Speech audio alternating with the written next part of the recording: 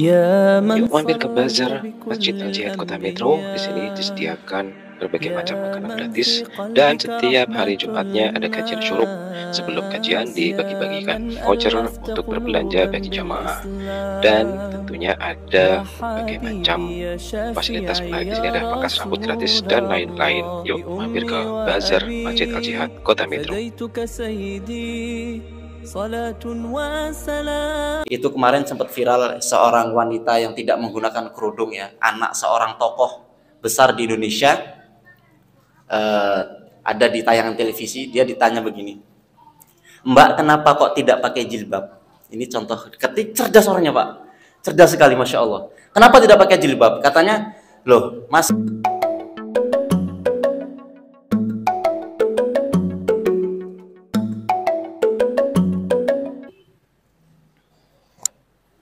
cek. Bismillahirrahmanirrahim. Assalamualaikum warahmatullahi wabarakatuh.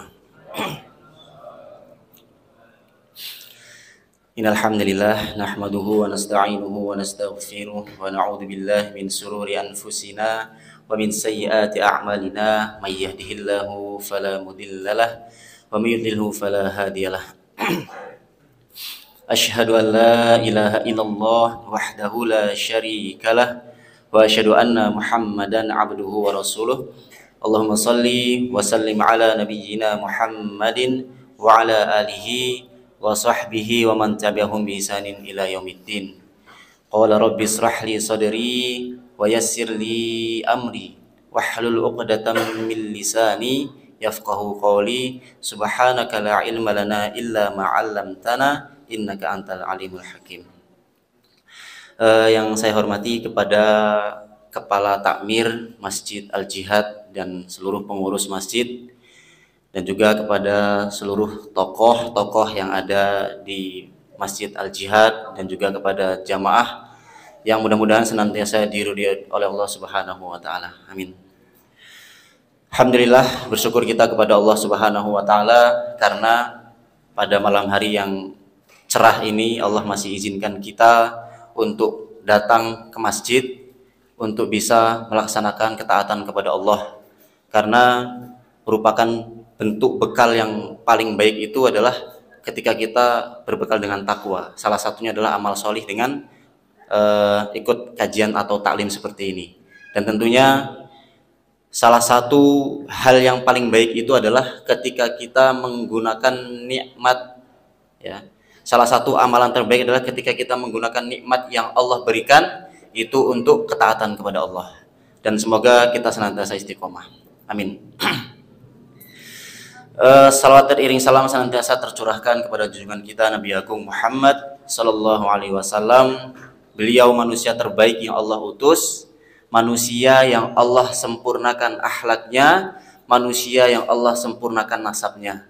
Dan jika kita mau menengok daripada nasab kita, bapak-bapak, ke atas itu barangkali mentok berapa generasi gitu.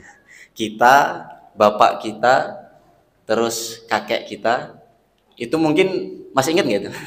Terus ke atas lagi, masih ingat Pak? Biasanya 3 atau 4 generasi sudah putus, ke atas sudah bingung nyari kemana. Nah ini Masya Allah. Atau makan jangan-jangan kita ini salah satu keturunan kerajaan, kita tidak ada yang tahu. Nah maka nasab Rasulullah jelas, bapak-bapak.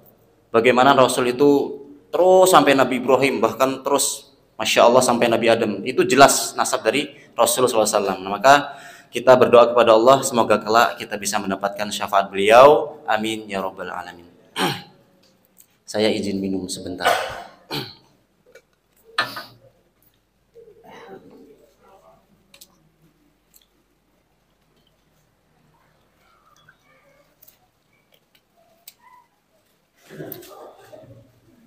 Bismillah.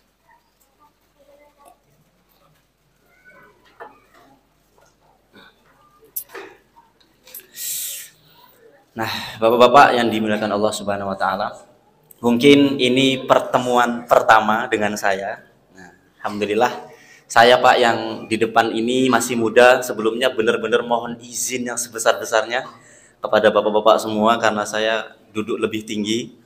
Nah, kemudian saya belajar untuk menyampaikan. Mungkin perkenalan dulu Bapak-bapak, saya namanya Ikhwan Elfaza, tempat tinggal di Bandar Sakti atau dekat pabrik nanas Humas Jaya. Nah, saya tinggal di sana. Qadarullah sekarang saya beraktivitas di Pondok Muhammadiyah At-Tanwir. Nah, jadi bisa jadi dikatakan bahwa Ustadz Sujino itu guru saya. Ustadz Hiban itu guru saya. Dan ada juga yang sering ngisi di sini itu Ustadz Abdurrahman, itu termasuk guru saya, Masya Allah. Dan saya muridnya, ini bapak-bapak perlu ketahui bahwa baru belajar dakwah. Nah, jadi tiba-tiba 2 jam sebelum maghrib ditelepon oleh Pak siapa? Pak Muhyiddin ya. Beliau ngomong, Mas gantikan Ustadz Sujino. Saya kaget, Masya Allah. Ustadz Sujino, di mana? Di Masjid Al-Jihad. Allah, Masjid Al-Jihad itu Pak terkenal masjid yang sangat artinya pengajiannya Masya Allah rutin, kemudian aktivitas jamaahnya juga luar biasa, sudah banyak yang berilmu. Nah, maka kemudian ketika saya tugaskan ke sini agak keder awalnya Pak, tapi ala kulli hal untuk awal insya Allah saya akan usahakan yang terbaik, dan juga insya Allah kita tetap bermohon kepada Allah, mudah-mudahan tetap ada berkah dan juga tentunya ridho dari Allah Subhanahu wa taala. Jamaah Masjid Al-Jihad yang dimuliakan Allah Subhanahu wa taala. Ini kita akan membahas materi yang ringan tapi tidak ringan juga. Katakan ringan tapi sebenarnya penting. Ya, ringan tapi penting. Mungkin bapak-bapak sering ngaji di sini yakni tentang perkara hadis ya, ataupun perkara tentang hukum-hukum ataupun tafsir. Ini insya Allah pada kesempatan kali ini kita akan membahas tentang yang ringan-ringan saja, fadilah-fadilah salat Bapak. Mungkin kita pernah tahu, mungkin pernah kita itu sampai pada titik untuk menyampaikan ke saudara-saudara kita, tapi barangkali kita lupa. Nah, maka insya Allah malam ini kita akan sedikit membahas.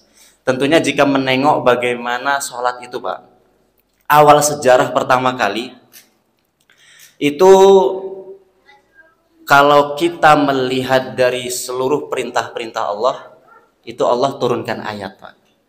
Allah perintahkan zakat, turun ayat. Allah perintahkan haji, turun ayat. Banyak perintah-perintah Allah turun ayat. Tapi khusus sholat Allah tidak pengen turunkan. Allah panggil Jibril, jemput Muhammad naik ke langit untuk menjemput perintah sholat. Masya Allah. Dari 50 waktu turun, 45 turun, sampai kemudian 5 waktu. Nah, maka penting jamaah yang dimuliakan Allah Subhanahu wa taala. Saya yakin jamaah Al-Jihad ini tidak ada yang berani meninggalkan sholat. Saya yakin 1000%. Tapi yang penting itu bagaimana kita menjaga kualitasnya. Ya, kualitas sholat kita. Karena Masya Allah dari sekian banyak orang yang sholat, mungkin yang bisa dikatakan khusyuk atau fokus itu hanya beberapa orang. Tapi Allah yang maha tahu gitu kan. Maka kemudian kenapa kok Allah perintahkan manusia untuk sholat jamaah yang dimuliakan Allah? Ternyata sholat itu merupakan bentuk penghambaan tertinggi seorang manusia. Identitas seorang manusia itu adalah ketika mereka meletakkan keningnya sujud kepada Allah. Dikatakan kepala itu merupakan bagian tubuh yang paling mulia, paling atas, ya, paling dimuliakan. Maka kemudian Allah perintahkan untuk sujud, meletakkan keningnya di atas sajadah, sejajar dengan kaki Pak. Kaki itu paling rendah, kemudian kita letakkan kepala kita sejajar dengannya. Seolah-olah Allah ingin katakan gini, wahai hambaku, engkau aku berikan jabatan, engkau aku berikan ilmu, engkau aku berikan banyak sekali kemuliaan-kemuliaan. Maka kemudian seluruh kecerdasan kamu, seluruh hartamu, kekuasaanmu, tundukkan hanya untukku. Karena banyak Pak orang-orang yang cerdas, kemudian akal kecerdasannya itu tidak gunakan untuk taat kepada Allah, malah untuk menentang. Itu kemarin sempat viral seorang wanita yang tidak menggunakan kerudung ya, anak seorang tokoh besar di Indonesia, ada di tayangan televisi, dia ditanya begini, Mbak kenapa kok tidak pakai jilbab? Ini contoh, cerdas orangnya Pak, cerdas sekali Masya Allah. Kenapa tidak pakai jilbab? Katanya, loh Mas, jalan ke surga itu banyak, bukan hanya 5 tambah 5 kemudian 10. Angka 10 itu bukan 5 tambah 5 saja. 3 tambah 7 10, 8 tambah 2 10, ya, banyak lagi angka 10. Jadi kemudian ketika pengen masuk surga itu Allah Maha tahu kita berbuat baik, nggak apa-apa. Jadi dia pengen ngomong nggak pakai jilbab itu nggak apa-apa meskipun saya perempuan. Cerdasnya luar biasa. Tapi kemudian ketika tidak diletakkan untuk taat ataupun patuh kepada Allah, jadinya keblinger. Bahasa Jawanya gitu. Salah, Pak. Maka kita perintahkan sholat, wahai hambaku, sujud. Sholat itu identitasmu. Gunakan itu kesempatan sholat dengan sebaik-baiknya. Orang di Indonesia butuh identitas dengan KTP. Maka dengan sujud itu merupakan identitas kita sebagai hambanya Allah Subhanahu wa Ta'ala. Nah, maka penting bagi kita untuk sekiranya menjaga bagaimana sholat itu kualitasnya top grade-nya, kelas sholat kita tuh kalau bisa A, Pak. Karena senantiasa turun, kadar iman itu naik turun, itu sejajar dengan senada dengan bagaimana kualitas sholat kita nantinya. Maka dalam hal ini Allah itu ingin disembah, sehingga Allah katakan di surah Toha ayat ke-14. Apa kata Allah? Allah katakan, a'udzubillahi minasyaitonirrajim. Qala innani anallahu la ilaha illa ana fa'budni wa aqimis salata lidzikri. Allah katakan begitu. Qala innani anallah. Di ayat ini Allah jelaskan, aku Tuhan, kata Allah.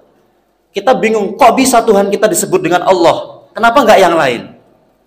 Ya mungkin kita tahu ada Asmaul Husna, ada Ar-Rahman, ya Masya Allah, ada Ar-Rahim, ada lagi Ar-Razak dan lain sebagainya. Kenapa kok dalam hal ini kita banyak menyebut nama Allah? Allah. Ternyata Allah sendiri yang katakan, wahai manusia, aku ini adalah Allah. Apa kata Allah? Qala innani anallah. Aku adalah Allah. La ilaha illa ana. Tidak ada Tuhan yang berhak disembah kecuali ana, kata Allah. Saya ini Tuhan kamu. Fa'budni, maka sembahlah aku, wahai hamba-hambaku. Nah, gimana cara kita sembah Allah? Wa aqimis sholata lidzikri, dan dirikanlah salat untuk mengingatku tadi. Nah, maka Allah Tuhan, kita hamba diperintahkan untuk sujud, kemudian merendahkan diri kita serendah-rendahnya, dan kita yakini bahwa ya Allah, aku adalah hambamu, maka terimalah sujud ini. Nah, kurang lebih begitu. Masya Allah, indah. Allah sebagai Tuhan, kita sebagai hamba. Maka kalau kita sadari bahwa sholat itu yang butuh bukan Allah, ya, sujud kita itu bukan Allah yang butuh. Semua makhluk itu tidak sujud meletakkan kepala di tempat sujud menghadap kiblat itu nggak ngefek untuk Allah, tidak berpengaruh sedikit pun untuk kemuliaan Allah. Dan ketika seluruh makhluk tidak sujud pun, Allah tetap statusnya sebagai itu Tuhan. Masya Allah. Nah, maka penting untuk kita senantiasa menjaga kualitas daripada sholat kita. Nah, maka kemudian berikutnya, kenapa kok kita diperintahkan Allah untuk sholat? Allah katakan lagi, wasta'inu bis sabri was sholah, dan carilah pertolongan Allah dengan sabar dan sholat. Kita semua di sini jamaah yang mulia, Allah berikan kesulitan dalam pekerjaan kita, Allah berikan kesulitan dalam mendidik keluarga kita, Allah berikan kesulitan dalam mengatur banyak hal. Semua senantiasa diberikan Allah ujian-ujian yang bahkan membuat hati kita tuh terasa sempit, Pak. Itu tuh. Ya Allah. Hati sempit, pikiran pening, ya. Apa bahasa Jawanya? Mumet gitu ya. Allah katakan wasta'inu bis sabri wassalah. Cari pertolongan Allah dengan sabar dan salat. Lah maka sahabat itu faham betul ayat ini. Maka mereka itu tidak akan mengerjakan apapun yang berat bagi mereka kecuali nanti sholat dulu 2 rakaat. Bapak-bapak ada kerjaan berat sekali, akan ada proyek misalnya, ataupun akan ada menghadapi hal besar, membuat sebuah keputusan yang mana ini keputusan yang sangat berpengaruh bagi banyak hal, apalagi menyangkut banyak orang. Masya Allah. Maka Allah katakan apa? Wasta'inu bis sabri was sholah. Cari pertolongan Allah dengan sabar dan sholat. Dengan sholat malam misalnya 2 rakaat, ya Allah berikan kemudahan hamba. Dengan mengamalkan ayat ini, bismillah, mudah-mudahan kau berikan kemudahan. Maka mudah sebenarnya untuk mengundang pertolongan Allah Subhanahu wa Ta'ala dengan sholat saja. Kita kadang bingung, sebelum kita minta dengan Allah, ya Pak ya, kita malah cari makhluk dulu. Cari makhluk, cari manusia. Woi, ini masalah ini runyam ini. Kayaknya yang bisa bantu si Bapak Fulan ini. Belum lagi ke Allah. Langsung cari si Fulan. Cari Fulan, telepon. Nggak bisa bantu. Mohon, siapa lagi bisa bantu ya? Oh, ini Bapak ini. Telepon lagi. Pak, gimana bisa bantu saya? Ini saya mentok betul. Nggak bisa Pak, saya juga nggak bisa. Tolong lihat. Belum lagi Pak, belum kita minta ke Allah, belum kita mohon kepada Allah, kita langsung cari makhluk. Padahal makhluk itu nggak bisa apa-apa. Wa ma min dabbatin fil ardi illa huwa akhidun binasiyatiha. Semua makhluk yang bernyawa itu, Pak, ubun-ubunnya berada di genggaman Allah Subhanahu wa taala. Ubun-ubun itu maksudnya apa? Semuanya, tubuhnya, pikiran, apalagi hatinya, makhluk itu ada di genggaman Tuhan kita Allah. Kadang kita mikirnya kejauhan, padahal Allah itu maha dekat kan. Punya masalah banyak, runyam, bukannya cepat cari ke Allah dulu, sujud, malah cari makhluk dulu. Nah ini kadang kita kelirunya di situ. Itulah kenapa masalah kita nggak kelar-kelar, Pak. Nggak selesai-selesai. Masalah istri belum selesai, anak datang bikin pusing, kerjaan, Masya Allah. Ya begitu. Karena memang salah kita, keliru. Cari pertolongan bukan ke Allah dulu, malah ke makhluknya. Nah ini kadang kita salah paham di dalam hal ini. Nah maka penting, bismillah, dalam hal apapun kita larinya ke Allah dulu. Bahkan sahabat itu kalau masalah kecil, Pak, sendalnya putus itu loh, Masya Allah, ya Allah, sendal hamba putus, lapor ke Allah. Nah maka penting untuk kita senantiasa mengikat hati kita dengan Tuhan kita. Itu tadi pentingnya menjaga hubungan dengan Allah Subhanahu wa taala, dengan sholat khususnya.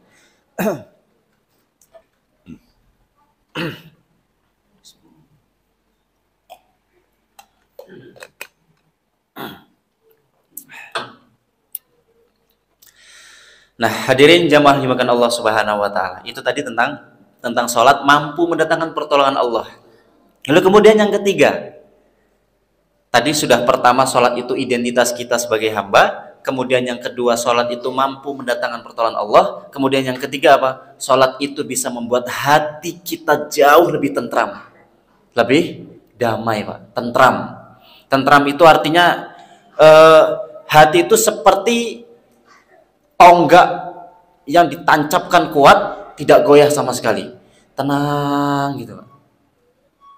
Sakinah, ya tenang itu bahasa artinya sakinah, damai, tenang, Masya Allah, kuat, tidak mudah digoyahkan. Itu orang yang beriman itu harusnya begitu.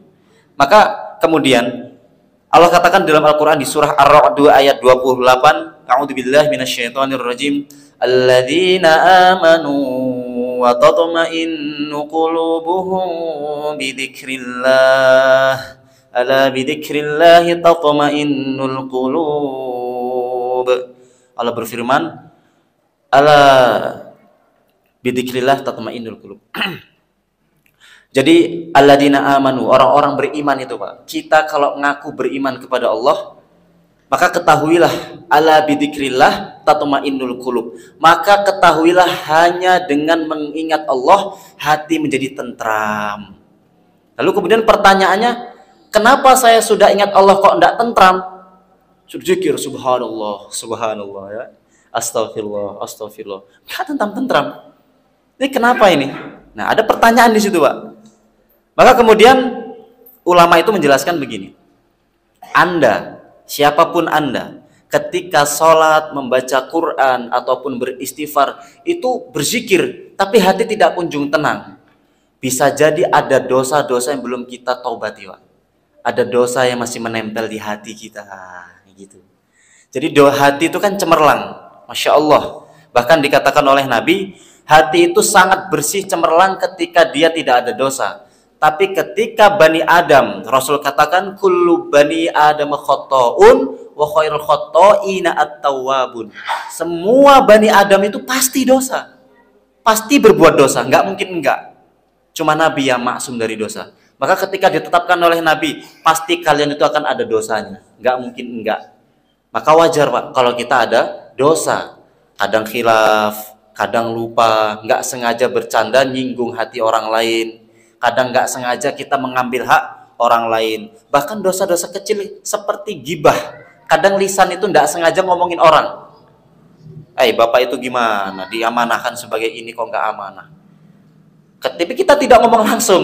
Itu bisa jadi gibah, Pak. Ya.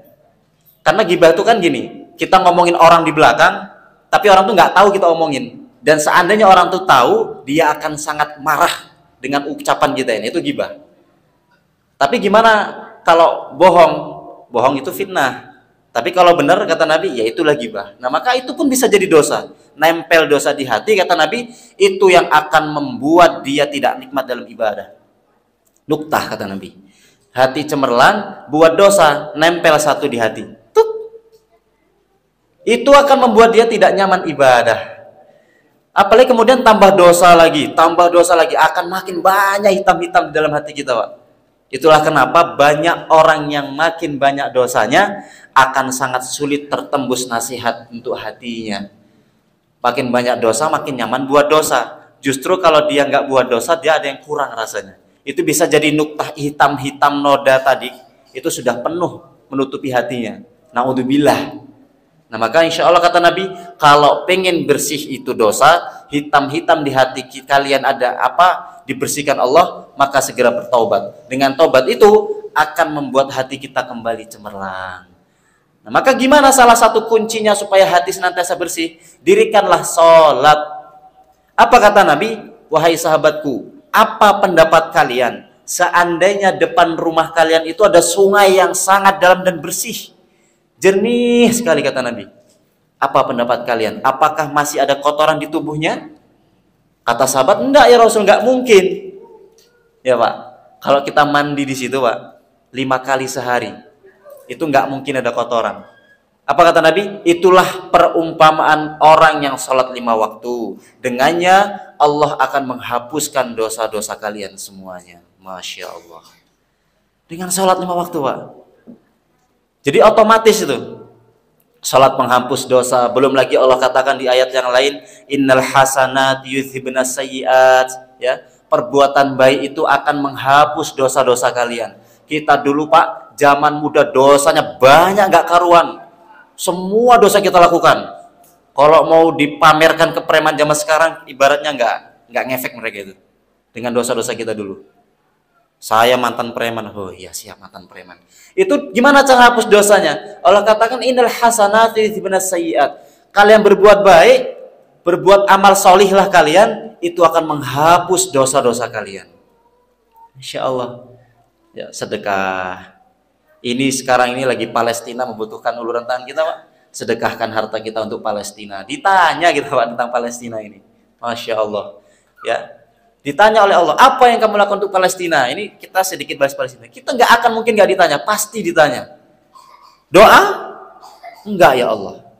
Bantu tenaga ke sana? Apalagi ya Allah. Sedekah? Saya nggak tahu bahkan Palestina lagi diserang. Nah ini parah ini Pak. Zaman sekarang Palestina diserang sampai nggak tahu. Maka keluarkan harta kita untuk itu. Itu insya Allah juga termasuk dari penghapus dosa-dosa kita. Karena apa? Sedekah itu merupakan sebuah amal solih yang mana Allah katakan innal hasanati yudhibnas sayyiat. Seluruh amal solih itu akan menghapus dosa-dosa kita. Masya Allah. Nah hadirin bapak-bapak yang dimuliakan Allah Subhanahu wa Ta'ala. Maka kemudian dalam pembahasan berikutnya, sholat itu penting. Kenapa? Karena sholat itu bentuk istirahat orang-orang beriman, Pak. Bentuk istirahat. Loh Mas, Pak Ustadz, bukannya istirahat kita tidur di rumah, tutup kunci, sudah tenang, itu istirahat paling enak. Masya Allah. Enggak, malah justru kalau kita contoh Nabi itu kalau mau istirahat malah berdiri menghadap kiblat, sholat. Para dalam suatu riwayat Nabi itu mengatakan kepada Bilal begini, ya Bilal arihna bis sholah. Wahai Bilal, istirahatkan kami dengan sholat. Nabi bisa saja katakan, wahai Bilal, waktunya sholat nih. Azan nih, azan, ya kan? Wahai Bilal, udah waktunya sholat. Panggil teman-teman kita. Cepat buruan. Pokoknya dengan kalimat yang senada dengan itu. Tapi malah justru Nabi katakan, ya Bilal, arih Nabi sholat. Wahai Bilal, istirahatkan kami dengan sholat. Nah ini pertanyaan, Mbak. Kalau sampai saat ini kita sholat masih berat, apalagi masih jadi beban, Pak. Ini kita masih, ya Allah, jauh, Pak. Padahal sholat itu pertemuan yang indah kita dengan Allah. Kapan kita berjumpa dengan Allah di muka bumi kalau pas lagi sholat kan? Sujud. Itu amal yang paling keren tuh sholat. Maka ketika Nabi katakan arih Nabi sholat itu betul, Pak. Jadi makanya kenapa kok sholat kita itu belum sampai titik kita merasakan istirahat, Pak. Bisa jadi banyak faktor, dan mungkin faktor terbesarnya satu, karena kita kurang khusyuk dalam sholat. Kita tidak fokus, Pak. Jasad kita di sini, ya, jasad di sini badannya rapat sama jamaah lain, sholat menghadap kiblat. Tapi kemudian pikiran kita kemana? Ya, baru lagi takbir, Allahu Akbar. Waduh, utang saya belum lunas. Aduh, apa? Mobil belum dicuci, motor belum, masih banyak. Hebatnya setan gitu, Pak. Baru lagi takbir, langsung bisikan masuk luar biasa. Bahkan yang tadinya kita lupa sesuatu, jadi ingat, Pak. Aneh bin ajaib memang. Ini lupa. Pas sholat jadi ingat. Kan unik ya. Bahkan anehnya ketika kita mikir cari inspirasi. Bukan bapak-bapak, saya sendiri pribadi, Pak. Mohon maaf, ini boleh cerita. Saya itu kalau lagi cari inspirasi bingung mau gimana caranya ya. Mungkin ketika ngurus santri kan hafalan itu berat anak-anak, cari solusi gimana supaya nggak berat ya Allah, sambil terbahan nggak kepikir. Giliran sholat inget, Pak, Allahu Akbar. Cara ini keren, lihat. Ini saya yakin bukan saya, semuanya akan digoda oleh setan dalam hal ini. Sholat ketemu cara yang paling baik untuk urus santri. Jadi setan itu membantu saya itu. Maka sampai ada ulama katakan, kalau kalian hilang sesuatu, ya, hilang sesuatu dan bingung lupa narok di mana, wudu sholat 2 rakaat. Itu bisa ingat nanti. Itu tips ulama zaman dulu. Itu coba boleh dipakai. Nah, maka artinya begini. Ya Allah, ternyata sholat itu sebuah hal yang sering kita dengar, bahkan kita kerjakan sehari 5 kali. Gimana kualitasnya, Pak? Kita bicara kualitas, bukan kuantitas. Bukan apa banyaknya. Karena kita tahulah berapa banyak orang-orang itu masih mikirkan kuantitasnya. Kita bicara dalam contoh Ramadan, itu masih banyak kita lebih cari, mungkin tidak semua masjid, tapi ada masjid itu yang cari banyaknya rokaat, tapi kualitasnya orang karuan, Pak. Ya, rokaatnya banyak, Masya Allah, tapi kemudian tidak memperhatikan kualitasnya. Baca nggak Quran, mungkin dulu viral, Pak, kita tahu. Ya Allah, sholat bacanya gimana? Allahu Akbar, bismillahirrahmanirrahim, alhamdulillahirrahmanirrahim, maliki yaumiddin, iyyaka na'budu wa iyyaka nasta'in, dolin, amin, tuh, ya Allah. Kualitas nomor sekian. Padahal Allah pribadi, ulama katakan, Allah itu ingin disembah dengan cara yang terbaik.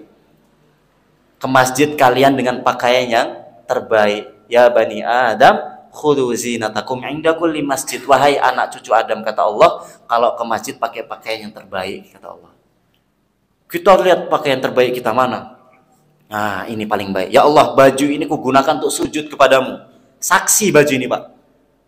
Ya, keliru. Sholat pakai baju yang biasa aja, kemudian ketika keluar bertemu dengan manusia, baju yang paling bagus. Ya, tentunya kita tahulah mana baju yang paling terbaik menurut kita, kemudian kita pakai kepada Allah Subhanahu wa taala. Masya Allah. Beli baju baru, gunakan untuk sujud kepada Allah. Punya apapun untuk taatan kepada Allah. Itu jadi saksi, Pak. Itu tadi kualitas yang Allah inginkan adalah kualitas. Jadi kembali pertanyaannya, kenapa kok sholat kita tidak khusyuk, tidak nikmat, kemudian kita tidak bisa merasakan kedamaian ketika sholat, apalagi sampai sholat jadi istirahat, ya bisa jadi kita kurang khusyuk, Pak. Khusyuk itu ulama katakan hudurul qalbi. Apa hudurul qalbi? Kita sholat sambil menghadirkan hati. Sholat menghadap kiblat, hati hadirkan, pikiran fokus, mulut baca, kunci, klek, dah. Situ aja. Jangan kemana-mana, Pak. Tapi saya sholat bisa baca sampai akhir, karena kita sudah hafal, Pak.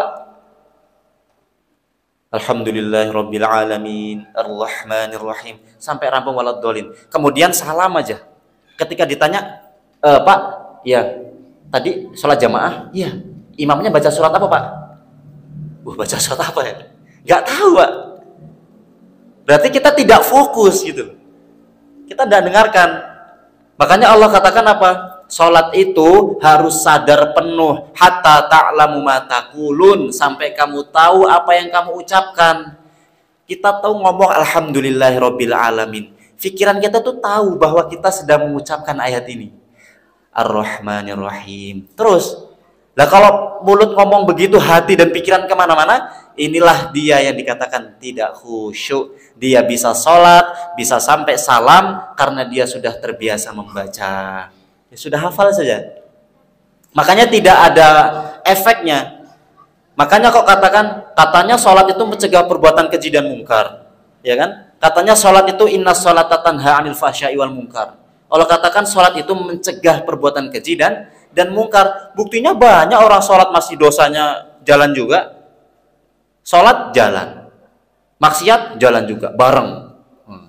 Mohon maaf, tangga saya bahkan ada kemarin cerita, lagi viral ya, anak-anak muda-muda zaman sekarang, anak pondokan juga lagi bangkrut Pak, tutup usahanya, padahal dia saya ceritakan pondoknya dari Babul Hikmah.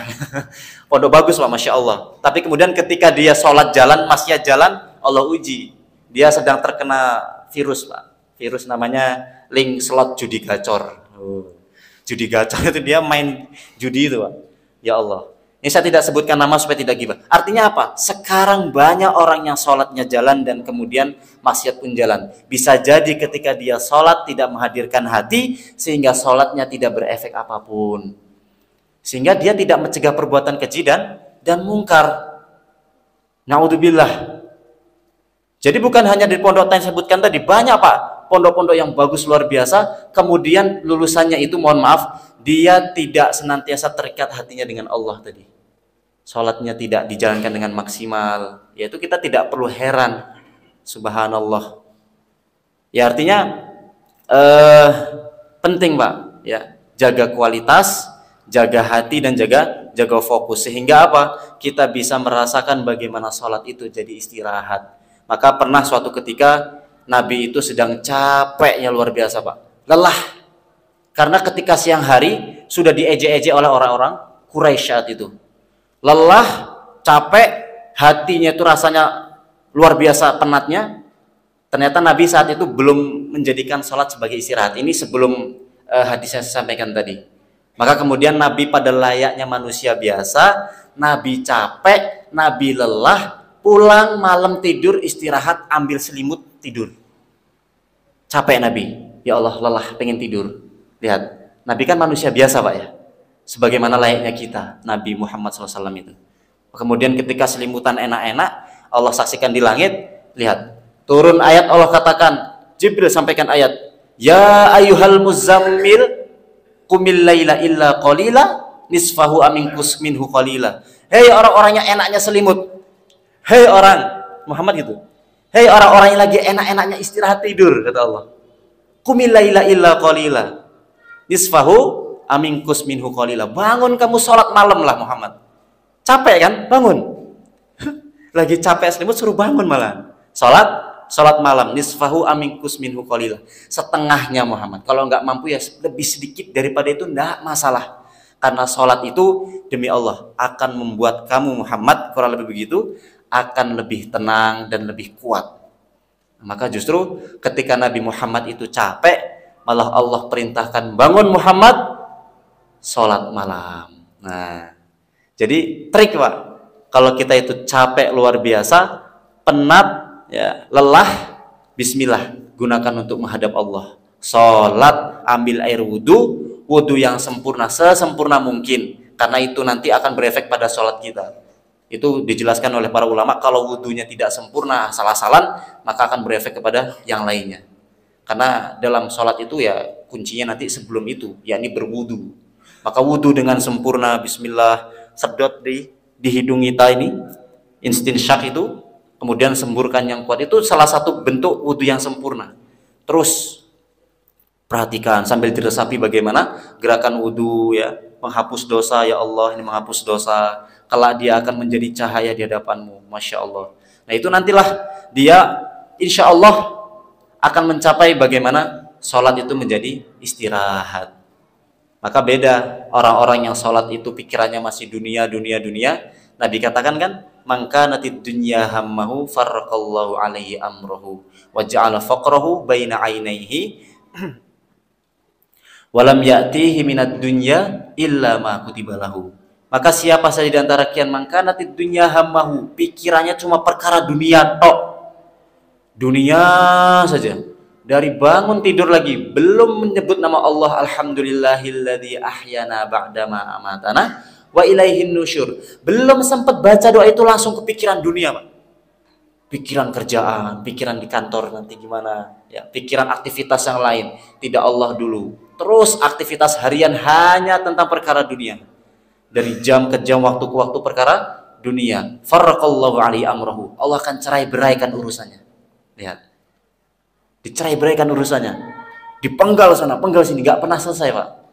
Karena dunia, hati, pikiran hanya perkara dunia, bahkan ke bawah sampai sholat. Maka Allah, ya, kata Nabi, farraqallahu alaihi amru. Allah akan cerai-beraikan urusannya. Penggal sana, penggal sini, berantakan, Pak. Jadi itulah kenapa mungkin pernah kita rasakan dalam episode hidup kita itu, sehari itu, ya Allah, urusan itu nggak kelar-kelar, Pak. Tidak pernah selesai, tidak pernah rampung. Satu masalah belum selesai, datang lagi masalah yang lain. Ini belum selesai, ini sudah selesai. Ini datang lagi masalah yang lain. Terus itu. Bisa jadi hari itu pikiran kita, hati kita, niatnya hanya mencari dunia, Pak. Naudzubillah, bahkan sholat ke bawah, nggak khusyuk tadi. Nah, apa kemudian kata Nabi? Wa ja'ala faqrahu baina ainaihi, dijadikan rasa fakir itu ada di pelupuk matanya. Jadi orang-orang yang pikirannya hanya dunia-dunia akan Allah jadikan fakir ada di pelupuk matanya. Artinya apa? Hidupnya akan terus merasa kurang aja, Pak. Harta banyak, gaji puluhan juta, masih terasa kurang. Makanya nggak masuk akal, mohon maaf, pejabat-pejabat kita, anggota-anggota itu gajinya ratusan juta, Pak. Tapi kemudian masih mau korupsi. Itu hukumannya. Karena hati pikirannya perkara dunia saja. Halal haram hantam saja, tidak peduli. Nah, begitu. Jadi orang-orang yang pikirannya dunia, naudzubillah, apalagi sampai ke bawah dalam sholat, Allah akan berikan hukuman tadi. Nah, maka bismillah jemaah yang dimuliakan Allah Subhanahu wa taala, sedikit yang bisa saya sampaikan, mudah-mudahan bermanfaat. Itu tadi adalah perkara tentang sholat. Ya, Masya Allah, penting sehingga kita bismillah senantiasa berusaha hari ke hari untuk meningkatkan kualitasnya, Pak. Kalau kita belum tahu artinya, bismillah kita pelajari arti sholat itu apa. Bisa jadi kita tidak khusyuk karena kita tidak pernah belajar apa itu arti bacaan sholat. Allahu Akbar, kan? Allahumma ba'id baini, kemudian ada 3 redaksi yang lain, Allahu Akbar, ruku' subhana rabbiyal azim. Apa artinya, Pak? Kita mungkin tidak tahu. Bismillah kita belajar lagi, buka. Kalau tidak tahu tanya ustadznya. Itu insya Allah akan menunjang kekhusyuan kita. Nah, begitu insya Allah. Baik, kurang lebih mohon maaf ya Bapak-bapak dan jamaah semua dimuliakan Allah Subhanahu wa taala. Saya mohon maaf apabila ada kesalahan karena saya manusia biasa dan masih banyak belajar, dan juga yang salah itu datang dari setan dan kebenaran datangnya dari Allah Subhanahu wa taala. Bismillah, saya tutup. Assalamualaikum warahmatullahi wabarakatuh.